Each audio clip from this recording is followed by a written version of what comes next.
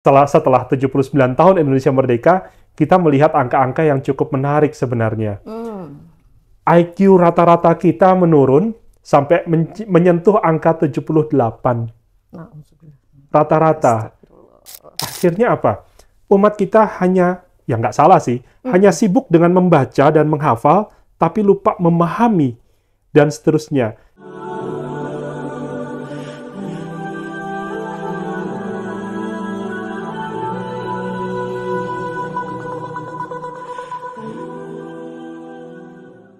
Bismillahirrahmanirrahim. Assalamualaikum warahmatullahi wabarakatuh. Waalaikumsalam warahmatullahi wabarakatuh. Alhamdulillah, kita jumpa lagi dalam program kajian rutin Jakarta Islamic Center, atau sering kita singkat dengan kantin JIC ya Mitra ya. Gimana kabarnya Mitra? Insya Allah semuanya baik ya. Di hari Senin biasanya ini awal-awal kegiatan yang luar biasa. Dan menjadi Senin yang hektik ya. Istilahnya Senin itu bukan hari yang menggembirakan ya. I don't like Monday ya. I don't like Monday, kecuali gajian. Masya Allah. Masya Allah, Alhamdulillah sudah hadir bersama kita, gurunda kita, ya Ustadz Doktor, bukan dokter ya. Ya nggak apa-apa sih. Maafin ya, jadi beliau adalah narasumber terbaik kita, Ustadz Nur Rahmat Pudiastomo MSc PhD, dan beliau akan membahas suatu materi sesuai dengan tema kemerdekaan kita hari ini. Kita akan membahas tentang suatu tema literasi kebangkitan umat, momen kebangkitan literasi umat. Iya. Masya Allah. Ini tuh luar biasa, Ustaz. Makanya saya juga pas lihat judulnya, literasi. Kita tahu literasi itu kan, ya zaman now ya. Handphone itu menjadi suatu alat untuk kita melakukan literasi. Kemudian ada istilah sekarang numerasi juga. Pastinya semua masalah di dunia ini tidak lepas dari dua unsur itu. Bahasa dan angka. Nah, ini Ustadz akan membahas nih kebangkitan umat dengan literasi. Nyambungnya di mana ya? Nyambungnya di mana ya? Yuk kita dengar bahasan dari beliau. Silakan Ustadz. Bismillahirrahmanirrahim. Alhamdulillahilladzi hadana li hada wa ma kunna linahtadiya laula an hadanallah. Asyhadu an la ilaha illallah wahdahu la syarikalah wa asyhadu anna Muhammadan abduhu wa rasuluhu la nabiyya ba'da. Allahumma shalli wa sallim wa barik ala sayyidina maulana Muhammadin wa ala alihi wa ashabihi wa man tabi'ahum bi ihsanin ila yaumiddin. Pendengar sekalian, pemirsa dari JIC TV, kantin JIC TV. Jadi sebenarnya kalau ditanya apa ya hubungannya antara literasi dengan kebangkitan umat, atau kebangkitan literasi umat itu gimana ya korelasinya? Coba deh. Kita coba tarik 14 abad yang lalu, ayat pertama yang Allah firmankan kepada Rasulullah itu mengenai apa? Iqra. Baca. Jadi 14 abad yang lalu, umat Islam sudah diminta oleh Allah baca. Dan membaca itu, pemirsa sekalian, tidak hanya membaca teks, tapi juga konteks. Itulah kenapa ada ayat-ayat qauliyah, ada ayat-ayat kauniyah. Yang qauliyah itu yang ada di dalam 30 juz, 114 surat, dan seterusnya. Sedangkan ayat-ayat kauniyah itu bertebaran di sekitar kita. Seberapa jauh kita mampu membaca itu tergantung kepada kemampuan kita menjadi ulil albab. Alladzina yatafakkaruna fi khalqis samawati wal ard wa ikhtilafil laili wan nahar bi ayatil ulil albab. Jadi kalau kita mampu menjadi ulil albab, maka dalam setiap aktivitas kita, berbaringlah kita, duduklah kita, berjalankah kita, atau apapun yang kita lakukan, semuanya itu kita berhadapan dengan ayat-ayat kauniyah. Betul. Ayat-ayatnya Allah. Dan itu korelasinya sangat erat sekali dengan ayat-ayat kauliyah. Kenapa? Karena dua-duanya adalah produknya Allah, firmannya Allah. Jadi kalau ayat-ayat kauliyah kita bisa baca. Ya. Tapi kalau ayat-ayat kauniyah, ini butuh literasi yang cerdas dan cerdas. Betul. Jadi tidak hanya sekedar cerdas, tapi juga cerdas. Nah, orang-orang yang disebut oleh Allah Subhanahu wa Ta'ala sebagai ulil albab itu adalah alladzina yazkurunallaha qiyaman wa qu'udan wa ala junubihim.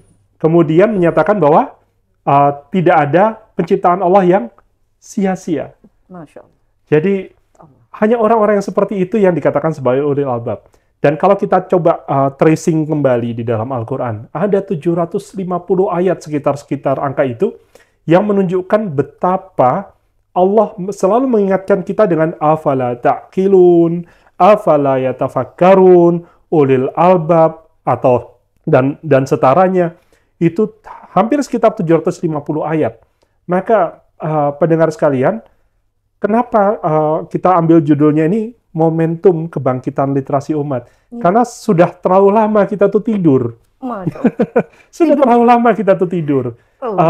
Kebangkitan umat pertama itu dibangun oleh generasi Rasulullah, generasi sahabat, generasi ulama-ulama, generasi awal, tabi'in, atba'ut tabi'in, dan seterusnya, hingga pada puncaknya adalah pada saat Imam Al-Ghazali memimpin Madrasah An-Nizamiyah di masa dinasti Seljuk, itu pada saat Abbasiyah. Sebuah madrasah yang menghasilkan generasi yang Masya Allah, hasil-hasilnya itu ulama-ulama yang tidak hanya faqih di bidang ulumuddin, tapi juga faqih di bidang-bidang faniyah, di bidang ilmu-ilmu yang kesannya adalah ilmu-ilmu umum.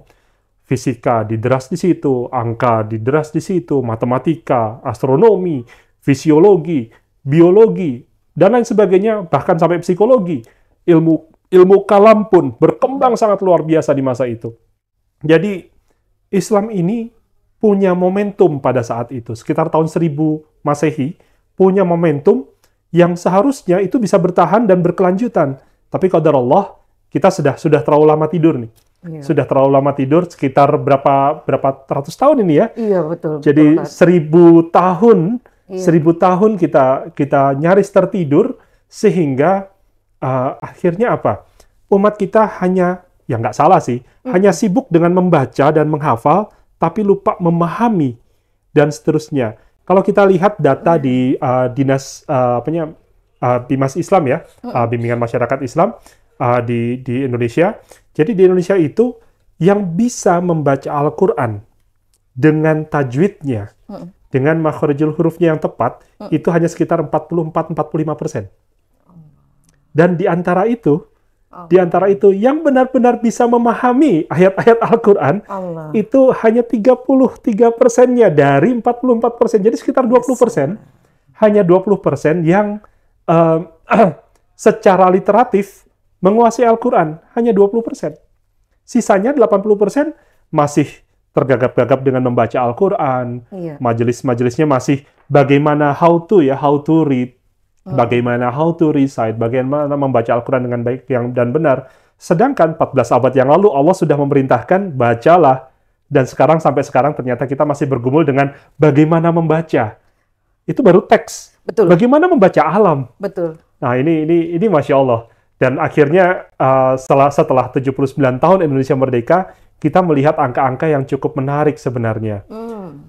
IQ rata-rata kita menurun sampai menyentuh angka 78. Rata-rata.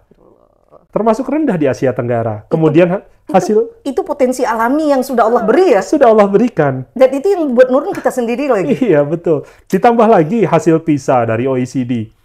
Di Asia Tenggara sedunia kita angkanya 359. Termasuk yang terendah di Asia Tenggara. Dan itu kaitannya dengan literasi membaca, literasi numerik total. Jadi memang ini tantangan. 79 tahun Indonesia merdeka, kita masih belum keluar dari perangkap ini. Padahal dulu sebelum Indonesia merdeka, kita cari orang-orang tua kita, yang sepuh-sepuh kita, setidaknya mereka bisa baca Al-Quran. Setidaknya mereka bisa baca Al-Quran. Memang buta huruf Latin. 90% masyarakat Indonesia pada saat merdeka tahun 45 itu buta huruf Latin. Tapi sekarang membacanya juga tidak critical reading, membaca Al-Quran pun masih struggling, masih benar-benar berjuang untuk bisa menguasai bagaimana membaca Al-Quran dengan baik dan benar. Jadi ini jadi PR kita. Bagaimana membangkitkan ini? Nah ini nih yang akan jadi bahan diskusi kita ini. Jadi momen kebangkitan kita itu dengan data yang tadi Ustadz berikan ke kita ya, Mitra ya. Ini memang betul-betul, ini kita mau start dari level berapa nih Tat? Jadi penasaran ini. Bagus sekali. Let's start from zero. Okay. Let's start from zero. Wow. Ya, Masya Allah. Oke. Jadi kita husnuzon bahwa masyarakat kita tidak semuanya di sana. Cuman ketika kita starting up-nya itu dari yang paling dasar, maka kita akan menyelesaikan semua masalah.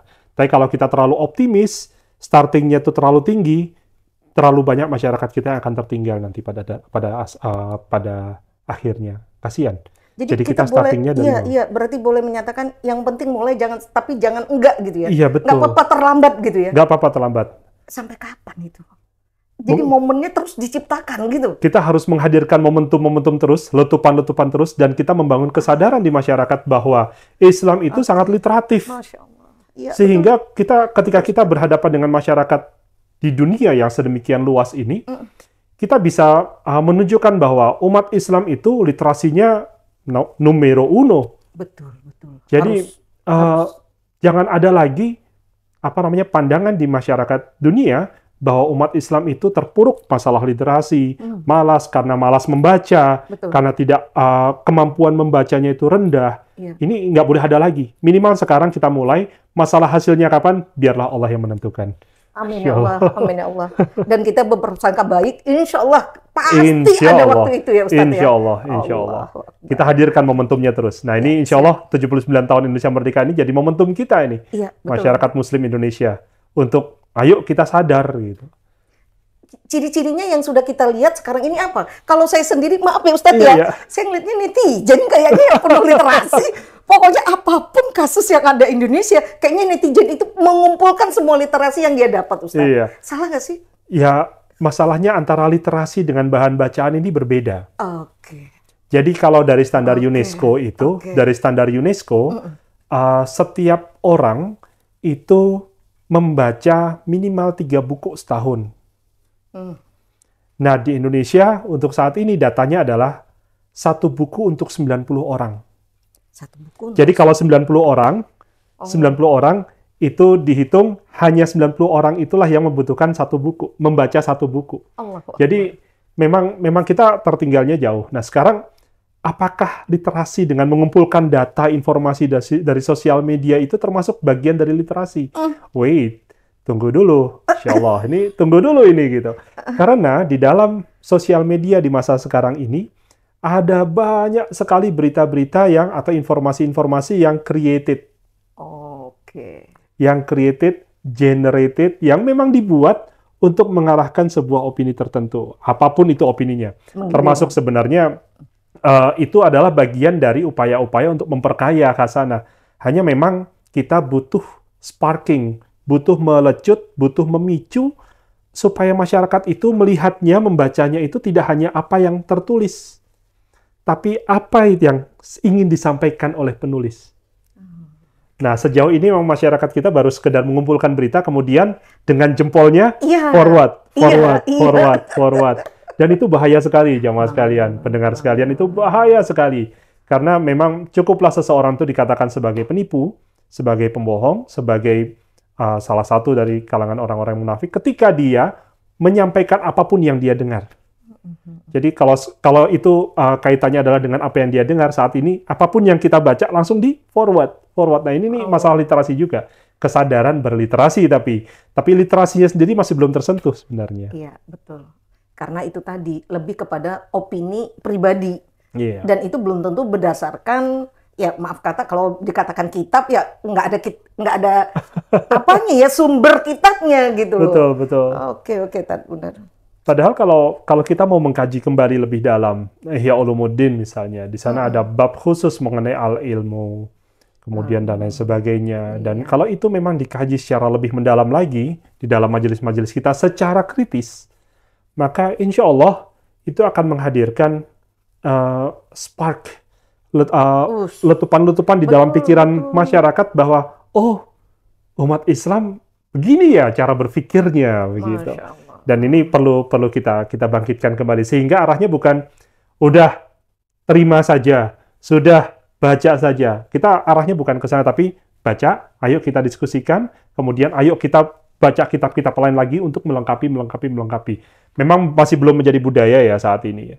Masih belum menjadi budaya, tapi bukan tidak mungkin ketika pendengar sekalian, pemirsa sekalian mulai mencoba untuk memformulasikan metode ini di keluarga masing-masing, itu nanti akan berdampak kepada masyarakat kita, jamaah di sekitar kita, dan seterusnya, sehingga yang namanya mengkaji kitab itu bukan hanya mengkaji satu kitab, tapi juga mengkoneksikan atau menghubungkan dengan kitab-kitab yang lain, sehingga kaya.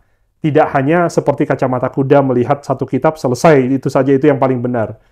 Sedangkan kalau kita lihat generasi-generasi awal nih, generasi-generasi awal Madrasah Nizamiyah dan seterusnya, di Al-Azhar dan seterusnya, itu yang namanya budaya mengkaji kitab itu Masya Allah. Dan sekarang kita perlu hidupkan kembali. Masya Allah, menarik mumpung baru beberapa hari nih Indonesia merdeka 79 tahun masih ini. dalam momen yang sama. Masih fresh ini, masih di Agustus fresh. ini ya. Iya, betul. Menarik sekali tadi ya, Ustaz. Dikatakan kalau misalnya kita sudah, ya kita bisa memulai ini, kita bisa melakukan kebiasaan yang sangat positif ya. Mungkin dimulai dari rumah, benar sekali, ada unit terkecil dari suatu negara, dan itu menjadi habit pada saatnya, kalau itu rajin ya, atau diterapkan gitu ya. Betul. FGD yang judulnya tadinya grup diskusi, maka itu family group diskusi. Betul. Jadi FGD jadi family group discussion. Dan fokusnya itu akan memperkaya literasi di rumah. Betul. Jadi kalau keluarga punya masalah mulai dari anak, ibu, bapak, adik, kakak, boleh dibuat latar belakang permasalahan. Ini keren. Jadi suami dan istri langsung duduk. Nih anak-anak kita ada masalah kayak gini, lingkungan seperti ini. Oke, langsung suami istri duduk. Ini buku apa yang kira-kira bisa kita bahas ya? Udah, terus saya diskusi sama anak-anak. That's a kind of good habit sebenarnya. Walaupun memang tidak mudah ya, tidak mudah. Tapi let's start. Ayo kita mulai. Karena membangun atau memulai sesuatu itu emang nggak ada yang mudah. Banget. Starting mobil aja kan butuh dipanasin dulu kan sebelum jalan gitu. Naik dulu tuh Naik dulu angkanya. Kalau belum panas kita langsung jalan setiap hari seperti itu, siap-siap aja turun mesin ya. Iya, benar. Tapi kita pelan-pelan juga sama, kita juga pelan-pelan bertahap sehingga nanti pada saatnya nanti anak-anak kita terbangun ini. Terbangun wawasan dan wacana untuk berliterasi yang sehat dan semuanya didasarkan pada data-data ilmiah yang faktual, yang tertulis, yang bisa dipertanggungjawabkan sanadnya. Gitu. Itu yang penting. Sanadnya. Masya Allah. Allah, menarik banget ya. Judulnya Momentum Kebangkitan. Momentum yang kita buat, ya ini berulang ya. Berulang. Jadi bukan hanya sekali gitu loh. Mungkin 79 belum nyampe, 80 belum, 81 terus seperti itu. Dan harus. Betul. Sehingganya literasi itu menguat.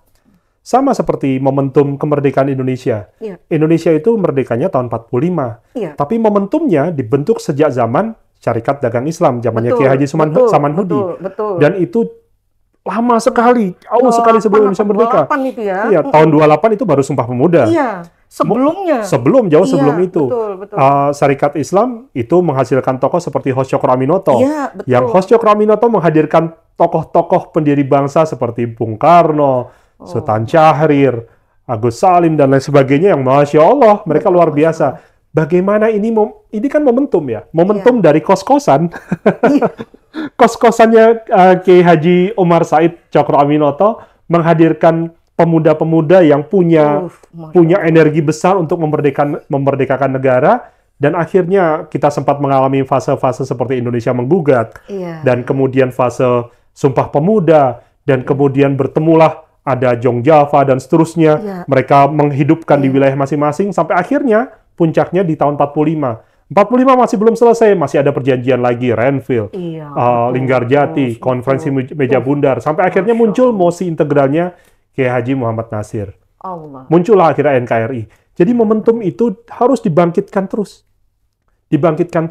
Jadi mungkin di antara 45 sampai tahun 2024 ini ada masa kekosongan antara generasi pejuang, generasi pengisi kemerdekaan, dengan generasi anak-anak dari pengisi kemerdekaan. Betul sekali.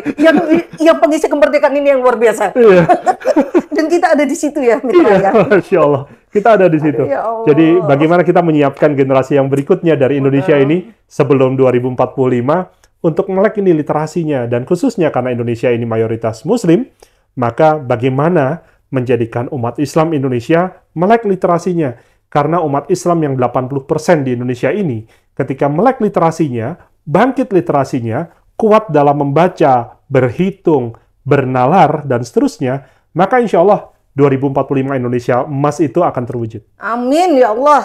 Dan amin, akhirnya amin, insya Allah ya kita berharap baldatun thayyibatun wa rabbun ghafur. Amin ya Allah. Amin, Masya Allah. Indah banget. Dan itu kita memang harus punya dream-dream baik kayak gitu ya Ustadz. Memang harus ada. Jadi jangan pesimis. Jangan pesimis. Ngelihat apapun demo, jangan pesimis. Insya Allah ada kebaikan di situ ya Ustadz. Ada kebaikan. Selalu ada batu kerikil. Betul. Bahkan di perjalanan selalu ada batu pasir yang sedikit membuat kepleset. Tapi arah tujuan kita harus jelas. Kita punya founding fathers yang mendirikan negeri ini. Ya. Kita punya pembukaan Undang-Undang Dasar 45 yang di situ dituliskan dan atas berkat rahmat Allah yang Maha Kuasa. Ya. Dan didorongkan dengan keinginan luhur. Dan itu perlu dipahami juga oleh kita semuanya bahwa para pendiri bangsa ini punya cita-cita besar. Dan harus kita lanjutkan. Dan lanjutkannya ini dengan menghadirkan momentum.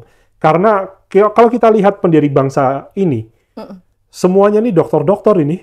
Iya, betul. Dokter Muhammad Hatta. Iya. Bahkan mungkin Bung Karno sendiri yang gelarnya paling kecil. Iya, insinyur. Tapi jangan salah, beliau juga dokter honoris causa juga gitu. Iya. Diakui oleh dunia pemikirannya. Betul. Kita ada banyak sekali ulama-ulama dan juga tokoh-tokoh negara dari berbagai macam lapisan, berbagai macam wilayah yang Masya Allah, latar belakang pendidikannya itu luar biasa. Selain latar belakang yang memang secara edukasi, secara mereka memang ada mendalami ilmunya, tapi kayak seorang Buya Hamka, itu kan beliau, maaf ya Ustadz, sampai sekarang saya nggak lihat titel LC-nya, doktornya di depannya. Nggak ada. Loh. Karena beliau itu pembaca yang luar biasa. Allah, tapi pemikirannya, Masya Allah. Dan kita saat ini punya tokoh-tokoh ulama yang mungkin nggak punya titel. Iya, betul. Tapi kalau kita... Ki Hajar Dewantoro itu juga kan beliau dulu kan nggak sampai titel... Ya, seperti itu. Walaupun dia termasuk bagian dari kebangkitan bangsa ya, tokoh-tokoh kebangkitan bangsa. Itu kan Bapak Pendidikan. Iya. Dan saat ini pun kita punya tokoh-tokoh ulama yang nggak punya titel, tapi wawasannya itu seluas samudra. Masya Allah. Dan Masya Allah itu, kita perlu angkat topi, tahniah lah kepada mereka dan kemudian kita menderas ilmunya. Karena memang yang penting itu bukan title. Betul. Yang penting itu adalah kemampuan kita menganalisa bacaan-bacaan kita, baik itu bacaan-bacaan yang tertulis maupun yang tidak tertulis. Itu gurunya beda itu. Gurunya beda juga. Kalau nggak berguru, hati-hati, setan gitu gurunya. Ya Allah. Gurunya beda dan itu harus ada gurunya gitu. Itulah gunanya kita terus talibul ilmi ya Ustaz ya. Betul. Masya Allah, keren. Jadi pembahasan kita yang di masjid-masjid pun dan seterusnya, ayo kita bergeser, tidak hanya sekedar majelis-majelis fikih, majelis sirah, majelis tarikh, diperdalam lagi dengan mendekatkan kepada seperti salah satunya kitab Siasatud Dakwah wal Askariyah, As-Siyasah wal Askariyah itu Qiadatul Rasul, As-Siyasah wal Askariyah itu salah satunya. Sehingga sirah nabawiyah atau tarikh Islam itu bisa mendapatkan hasanah pendekatan yang luar biasa dari kitab yang sebenarnya sederhana. Kemudian kalau kitab-kitab terkait dengan sirah nabawiyah kita hubungkan dengan konteks masa sekarang, maka insya Allah Gen Z, Gen Alpha itu akan bisa menikmati lagi. Jadi kalau kita hanya membaca, mengkaji itu hanya dengan membaca, maka Gen Z dan generasi Alpha ini kehilangan ketertarikan. Karena informasi sudah bisa didapatkan dari sosial media, dari Wikipedia, dan lain sebagainya. Atau ChatGPT mungkin ChatGPT. Tapi kalau bisa mewariskan, para ulama ini bisa mewariskan pemikiran dan pemahamannya kepada generasi-generasi berikutnya, maka insya Allah ChatGPT itu akan kalah. Karena masalah pengalaman, pemahaman itu nggak bisa dikuasai oleh ChatGPT ataupun Wikipedia. Di situ ada dialog masalahnya. Ada dialog, betul. Itu dia. Ada elaborasi. Masya Allah. Luar biasa ya, literasi yang sekiranya itu cuma kata demi kata. Tapi kalau kita kumpulkan ini jadi momentum kebangkitan. Allahu Akbar, keren Ustaz. Keren banget. Jadi itu sebenarnya kenapa di dalam konteks pembelajaran kita, bahwa alif lam mim itu bukan satu kata, bukan satu huruf, tapi setiap huruf alif ada artinya. Lam mim bukan hanya ada artinya. Iya. Dia memiliki pahala tersendiri, dan pahalanya adalah apabila ketika kita membaca ayat-ayat Allah itu tidak hanya membaca, tapi juga melihat konteksnya, mendalami maknanya, kemudian ditambah lagi keinginan untuk mengimplementasikan apa-apa yang diperintahkan oleh Allah dan Rasulullah. Sederhana saja. Ayo kita amalkan ayat pertama yang Allah turunkan. Iqra. Itu saja. Itu saja sudah Masya Allah. Nggak cuma membaca loh. Nggak cuma membaca. Betul. Tapi lebih dalam daripada itu. Betul. Dan insya Allah umat Islam, kalau literasinya ini berkembang bagus, maka itu akan muncul jutaan paper, hasil penelitian dari ayat-ayat Al-Quran, akan menghasilkan banyak sekali penelitian dari apa saja yang sudah terjadi selama 14 abad Islam berkembang, dan ratusan abad, puluhan abad Islam ada di Indonesia. Jadi ini insya Allah menjadi bagian momentum kita ya, benar-benar bangkit. Jadi nggak cuman senang-senang saja gitu. Wah, Indonesia sudah 79 tahun merdeka, Alhamdulillah. Alhamdulillah. So what next gitu. So what next? Apa yang bisa kita wariskan untuk generasi berikutnya? Betul. Dan apa yang bisa kita letupkan sehingga generasi berikutnya itu tercerahkan, dan wajah-wajah Indonesia ketika misalnya ulang tahun ke-100 yang mungkin kita sudah nggak ada. Mungkin kita yang sekarang sedang rekaman dan termasuk pemirsa ini sudah nggak ada. Pada saat Indonesia ulang tahun ke-100, wajahnya kita pengen berharap wajahnya tuh lebih bagus daripada wajah Indonesia saat ini. Amin, ya Allah. Jadi ini yang kita harapkan. Betul, itu 2045 loh, sebentar lagi loh. Setuju. Itu adalah Indonesia emas loh. Indonesia emas. Diharapkan semua, baik santri, anak didik kita, anak kita sendiri itu dalam kondisi emas. Yang dia katakan emas itu kan puncaknya ya. Dan itu mungkin segala, ya bukan segala juga ya. Artinya masih ada keterlangsungan di situ. Ada keberlangsungan. Betul, ada keberlanjutan. Nanti setelah emas apa? Platinum. Setelah platinum, diamond lah. Jadi harus selalu one step further, satu langkah terus ke depan, sehingga kita bisa menghasilkan generasi-generasi yang visioner, bisa melihat umat ini. Kita punya patronnya, yaitu Rasulullah SAW. Maka bagaimana kita mencapai standar itu? Ya mungkin nggak akan sampai 100% ya, tapi setidaknya kita punya usaha untuk memperbaiki kondisi umat, kondisi literasi umat, dan seterusnya. Kita punya para sahabat Rasulullah yang cerdas-cerdas, pintar-pintar, bahkan menguasai banyak sekali wawasan yang sangat luas, dan sehingga memperkaya khasanah generasi awal itu. Itulah kenapa akhirnya 23 tahun cukup Rasulullah itu berdakwah. Karena masyarakatnya ya luar biasa. Betul. Dan itulah juga ketika Ali bin Abi Thalib radhiyallahu an diprotes sama masyarakatnya kan. Kenapa pada saat Anda memimpin berbeda dengan kondisi ketika di zamannya Abu Bakar dan Umar gitu. Ya karena zamannya Abu Bakar dan Umar radhiyallahu an masyarakatnya adalah Ali bin Abi Thalib. Sedangkan Ali bin Abi Thalib menjawab, sedangkan di masa saya masyarakatnya seperti Anda gitu. Jadi ala kulli hal, ayo kita perbaiki terus karena yang namanya khairu ummah itu adalah bagian dari ayat Al-Quran yang insya Allah akan pasti kita bisa rasakan kembali. Masya Allah. Benar-benar nih perfecto. Jadi memang setiap anak punya zamannya. Jadi akan berbeda. Sekarang kita ngomong dengan metode literasi, ke depan kita punya metode yang lain lagi. Punya metode lain lagi. Metode selalu berubah, tapi tujuan selalu sama. Karena pilihan cuma dua ya, surga atau neraka. Iya. Nggak ada yang bainahum gitu, nggak ada di tengah-tengah itu. Nggak ada di tengah-tengah, cuma ada dua. Jadi pilihan ada di tangan Anda ya, mitra ya. Masya Allah, keren sekali. Dan kita akan terus membahas kalau tentang literasi yang tidak akan pernah ada habisnya. Seperti tadi kata Ustadz, kita harus buat terus momentum ke depan ya. Nah baik mitra, mungkin mitra akan mengulang kajian ini bagi yang belum mendengarkan, atau yang sudah mendengarkan pun masih belum ngena gitu. Masih samar-samar. Kita cari nih kesimpulan. Ya, kita minta kesimpulan dari beliau ya. Silakan mitra. Jadi silakan Ustadz. Pendengar sekalian, mitra sekalian, kesimpulannya adalah kesimpulannya jadi apa yang harus kita lakukan adalah kita memperpanjang jangka pandangan kita untuk lebih jauh melihat apa yang tidak hanya dirasakan oleh anak kita, tapi cucu kita dan buyut kita. apa wajah mereka yang ingin kita harapkan. Bukan hanya sekedar kaya dari sisi materi, tapi bagaimana menghadirkan kekayaan materi bagi negara ini. Bagaimana menghadirkan kekayaan adab, akhlak bagi bangsa ini. Sehingga kalau kita punya visi yang jauh seperti itu, maka langkah yang pertama memang adalah memunculkan momentum untuk bangkitnya literasi umat dari keluarga kita. Dari nuclear family, bagaimana jumlah bacaan kita, merapihkan lagi bacaan kita, memahami bacaan kita, wabil khusus Quran.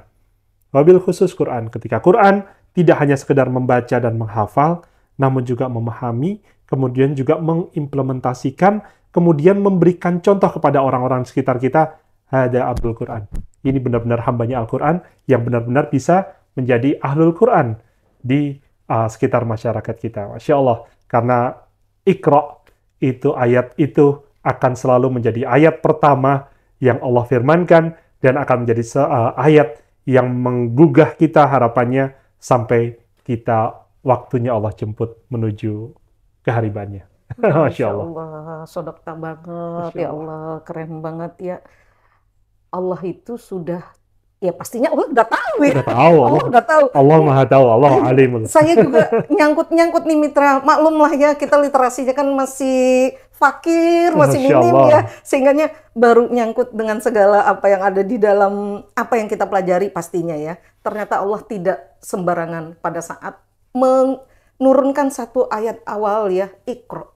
Itu nggak sembarangan, ternyata itu betul-betul jadi modal kita. Modal kita. Apapun yang mau kita raih, kita harus membaca. Apapun yang mau kita kerjakan, apapun itu, baca dulu. Jangan langsung aja, nanti jadi gabut kalau nggak bisa. Dan Iqra itu kan dilanjutkan Bismi Rabbikal ladzi khalaq.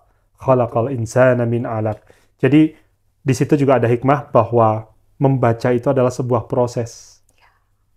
Jadi tidak hanya membaca, speed reading, tapi juga ada proses bagaimana menginternalisasi apa yang kita baca, memahami apa yang kita baca, dan kemudian mengkorelasikan, menghubungkan dengan kondisi yang ada di lingkungan sekitar kita. Insya Allah.